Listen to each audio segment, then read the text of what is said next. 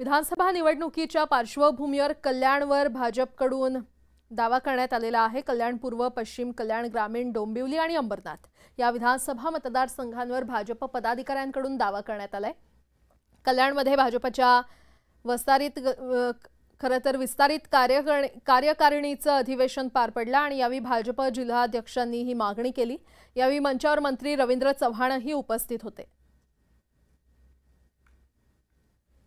महायुतीमध्ये ही जागा जी आहे आमदार म्हणून ते आहेत। आताही आपण पाहिलं असेल की महायुतीला विधान परिषदेमध्ये मतदान ज्यावेळेला आवश्यक होतं कोर्टाच्या आदेशाने ते मतदानासाठी सुद्धा स्वतः त्या ठिकाणी आले होते। त्यामुळे ही जागा जी आहे ती महायुतीमध्ये भारतीय जनता पार्टीचे आता सद्यस्थितीत आमदार या ठिकाणी आहेत।